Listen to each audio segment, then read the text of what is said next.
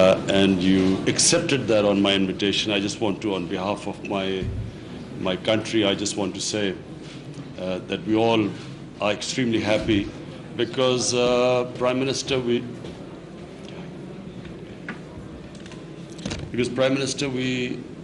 here look upon you as a Muslim statesman who changed his country. And we followed very closely because Pakistan always had a close relationship with Malaysia. And we took almost pride in the way Malaysia developed and raised the standard of living and became like a model for the Muslim world. And that was under your premiership. So we admire you for that. We also admire you for taking stand on issues which affect the Muslim world. Unfortunately, very few Muslim leaders do take stands, like, for instance, the war on terror, the way it affected the Muslim world, the way Islamophobia has spread in the Western world, and the way the Muslims are treated because of confusing deliberately, I would say deliberately, what were political struggles were converted into almost as if the reason was religion behind these struggles. And so any crime committed by a Muslim was immediately, the whole 1.3 billion Muslims were blamed for the crime.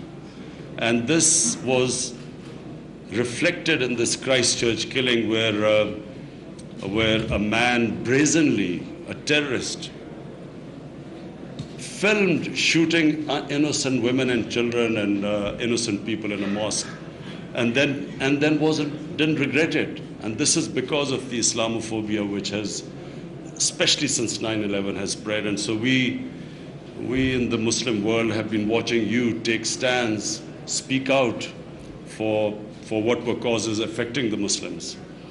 And of course, Prime Minister, we have been watching your stand against corruption.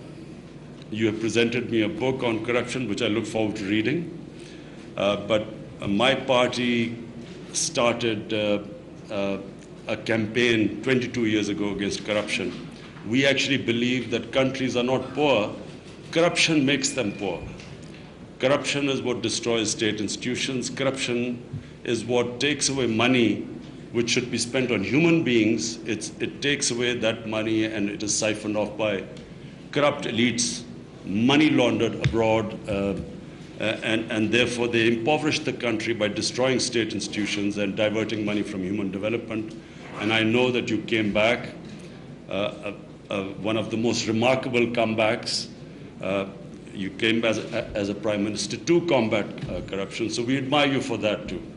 So again, Prime Minister, I welcome you again to Pakistan, and I just want to say how honored we feel. Mr. Prime Minister, members of the press, ladies and gentlemen, I am so very glad to renew our friendship, which is a very long friendship, and to come back to Pakistan to join in the celebration of your National Day. We have been very well received by the Prime Minister as well as the government of Pakistan, and we have had bilateral discussions on very substantial issues affecting Pakistan and Malaysia, and also the rest of the world, in particular the Muslim world. We have identified many areas where we can enhance our relationship with Pakistan to the betterment of both our countries. No doubt that if we increase our trade with each other, we will have benefited much in growing our economies. Today, everyone is focused on growing the economy. It is necessary that we have some wealth of our own in order to be able to function well as nations and also as players in the international forum. We believe that trade between us will increase because we now have outlined the measures that we should take in order to improve our trade. We need to identify what you can sell to us and what we can sell to you. We need to know the laws and rules and practices in our two countries so that we are familiar with them, and where possible we should commonize the laws so that our traders and your traders would find it comfortable to do business between our two countries. We also talk about the possibility of foreign direct investment for Pakistan to invest in Malaysia and for Malaysia to invest in Pakistan in certain areas, including, of course, power generation and the like. And I think this will be beneficial again to both countries' economic growth. We are very concerned about corruption. As the Prime Minister said just now, it's not that we are poor, it is corruption which makes us poor. Everything costs more when there is corruption. You have to pay a certain amount to get a certain job done, so the cost will always be higher. And sometimes, of course, money is stolen by officials and the like, and this has to be stopped. When we came back, it is with the idea of combating corruption in Malaysia, which was rampant during the last regime. And I think we can exchange information on how to combat corruption within our two countries, We think that there is some scope for extending our cooperation between other Muslim countries.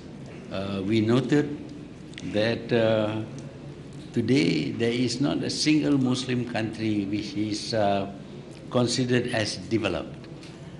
Actually, Malaysia had planned to become a developed country by the year 2020, but unfortunately changes in the government has rendered that impossible to achieve. But we still have this target to become a developed country by the year 2025. But we hope that it is not confined only to Malaysia. Other Muslim countries must also strive to develop themselves so as to be at par with the developed countries of the world. We notice that today there is very much the feeling of fear and enmity towards the Muslim.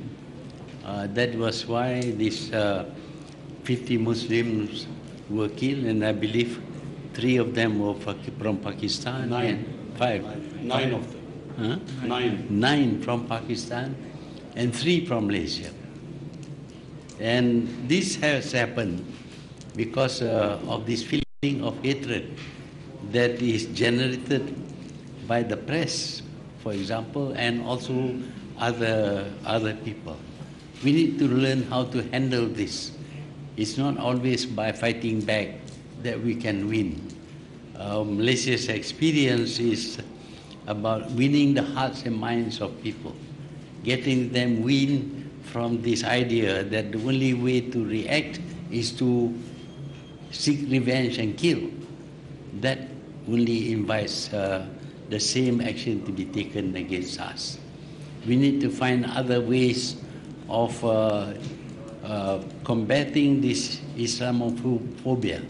And I think Pakistan and Malaysia understands this issue.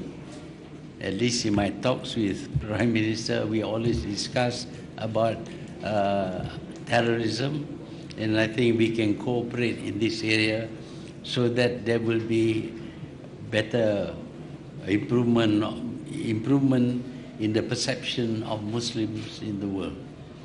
Fighting back does not always mean killing each other. There are other ways that we can do in order to reduce this atmosphere of fear and anger and hatred towards the Muslim. So this visit has been very useful because we discussed very many issues which we can deal together to our advantage. So I would like to say how much I appreciate the time and opportunities offered during this visit of mine, which is only for 2 nights, but which will enable us to understand each other much better and to understand the way we do business so that we can improve our economy through better trade and better investment between our 2 countries. I thank you. Thank you very much, Excellency. I just have a few questions to the lady here from Malaysia. If you could identify yourself, your organization, and your address. Assalamualaikum, Mr. Prime Minister. I'm from RTM, Malaysia's national TV station. During your last visit to Malaysia in November, you have stated that you really endorse the leadership of our Prime Minister and it inspires you in order for you to reform your country. So I would like to know what Malaysia can do. Thank you. What Malaysia can do and what role does Malaysia play to fulfill your aspiration in reforming Pakistan? Thank you.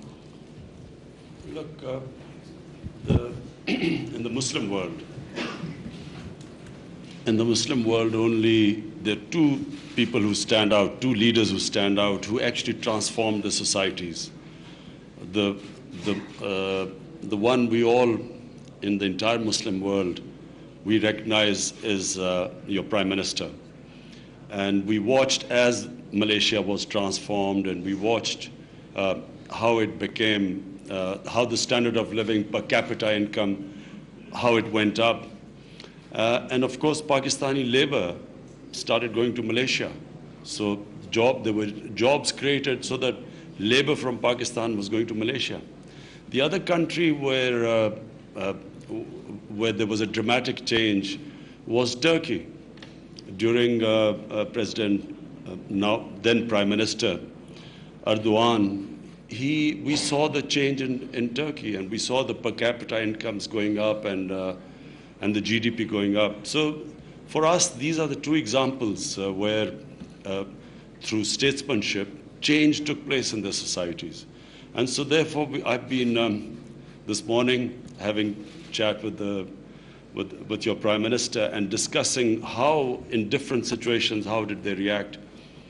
During the 98 South Asian crisis, the economic crisis that took place, Malaysia was the only one which did things its own way, and because of the leadership of the Prime Minister, they managed to get out of the crisis through homegrown solutions.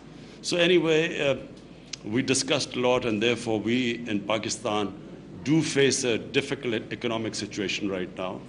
And it was very interesting talking to your Prime Minister, the sort of things we need to do to get out of it. Yes, please, identify your name and the organization. Thank you very much. Shumaila Al from APP. Sir, my question is to the Malaysian Prime Minister. Sir, as the 21st century is witnessing economy-driven politics, so what are the areas in which Pakistan and Malaysia are cooperating, and what are the future prospects? And to Mr. Imran Khan, do you think that there is a need to collaborate in tourism sector with Malaysia? Thank you. In wanting to grow the economy of a country, it is useful to identify models. In the case of Malaysia, of course, we look at Japan and many Eastern countries as models. And we have benefited by adopting some of the strategies and policies adopted by them. So perhaps having achieved some degree of success, maybe it is also useful for us to discuss our strategies with Pakistan in case they are relevant to the growth of the economy of Pakistan. We have discussed various ways Malaysia went up, and one of the reasons was the Prime Minister mentioned foreign direct investment and technology transfer. So we are actually already we are thinking on those lines. We have been, since our government has come in, we have been discussing ways of getting foreign direct investment in Pakistan and technology transfer. The one area where we think we can get very quick returns is learning from Malaysia's experience in tourism, because Malaysia, from what we were told, generates almost $22 billion from tourism, and Pakistan, with vast resources, generates nothing from tourism. So we have already discussed how we can seek help from Malaysia about tourism, how to develop our tourism industry. Thank you very much, Excellencies. We come to the end of the press conference. Thank you very much, ladies and gentlemen of the press. Thank you, sir.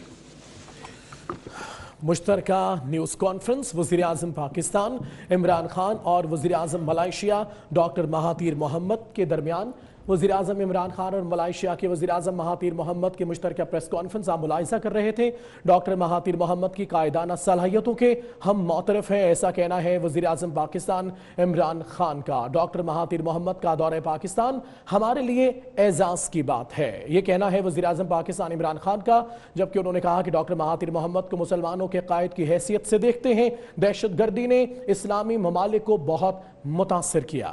Malaysia के वज़ीर-ए-आज़म का बदउनवानी के खिलाफ मौक़िफ़ काबिले तारीफ़ है, ऐसा कहना था वज़ीर-ए-आज़म इमरान खान का, और ये भी कहा कि डॉक्टर महातीर मोहम्मद के कायदाना किरदार के मोतरफ़ हैं। करप्शन किसी भी मुल्क को कमज़ोर बना देती है, और महातीर मोहम्मद का कहना था कि करप्शन के असरात बहुत तबाहकुन होते हैं। अक़वाम मुत्तहिदा में पाकिस्तान के मुस्तकिल मंदूब डॉक्टर मलिहा लोधी ने यौम पाकिस्तान की मुनासबत से कहा है कि वो पुरएतमाद हैं कि पाकिस्तान का मुस्तकबिल रोशन है। यौम पाकिस्तान के हवाले से अमरीकी शहर न्यूयॉर्क में खुसूसी तकरीब का एहतमाम किया गया। मलिहा लोधी की जानिब से दी गई इस दावत में मुख्तलिफ ममालिक के अक़वाम मुत्तहिदा में तैनात अफसरान और मंदूबीन ने शिरकत की।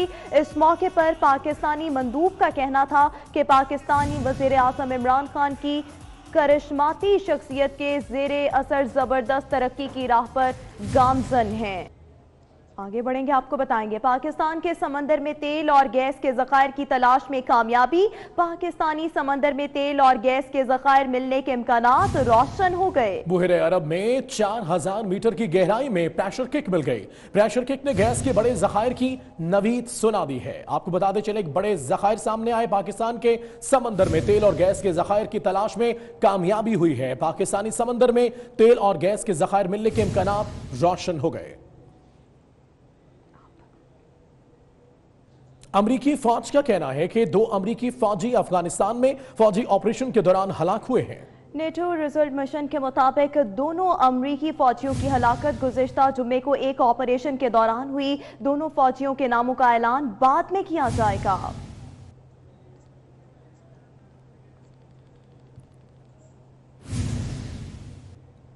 खबर आपको देंगे, कराची के इलाके 3 हट्टी के करीब आग लगने से मां 2 बच्चों समेत झुलस कर जाँ बहक हो गई। मज़ीद तफसीलात क्या हैं, समीन नवाज से जानेंगे। समीन बताएगा। जी बिल्कुल, सुबह यहाँ पर इस इलाके में एक घर में आतिशज़दी का वाक़या पेश आया है, जिसके नतीजे में एक खातून और उनके 2 बच्चे झुलस कर जाँ बहक हो चुके हैं। 9 साल का उनका बेटा और 4 साल की बेटी जो है वो इस वाक़े में खातून के साथ झुलस कर जाँ बहक हुए हैं। मेरे साथ उन बच्चों के दादा मौजूद हैं, इनसे हम बात करना चाहेंगे कि इनको किस तरह से वाक़े का पता चला और कितनी देर पहले का ये वाक़या है। सर, कितनी देर पहले का ये वाक़या? सर, सुबह सादे का वाक़या है, अज़ानों के वक्त का वाक़या है। आपको कैसे पता चला आग? मुझे लोगों ने उठाया, लेके सोया हुआ था, आपके घर में आग लग गई। मुझे नजर नहीं आता, मुझे नहीं पता, मुझे दिखाई नहीं देता। मुझे लोगों ने उठाया है। तब लोगों ने अपनी मदद आपको लेके आपको बुझाई, मगर आग इतनी शदीद थी, बहुत ज़्यादा शदीद आग थी, कब से लगी थी, बहुत शदीद थी, उसका होना बहुत मुश्किल था उसके लिए। कोई फायर ब्रिगेड की गाड़ियां वगैरह नहीं वो आई भी तो मुझे ठीक है, बहुत शुक्रिया समी नवाज आपका। खबर आपको देंगे, गुजरावाला के इलाके में मियां बीवी को गैरत के नाम पर कत्ल कर दिया गया। मकतूल नासिया और अकबर पसंद की शादी करने के बाद रहीम यार खान से गुजरावाला आकर मुकीम थे। गुजरावाला के इलाके लुधेवाला वड़ाइच में मियां बीवी को गैरत के नाम पर कत्ल कर दिया गया। मकतूल नासिया और अकबर पसंद की शादी करने के बाद रहीम यार खान से गुजरावाला आकर मुकीम थे। न्यूज़ स्टूडियो से फलवा कितना है, हमारे साथ रहिए।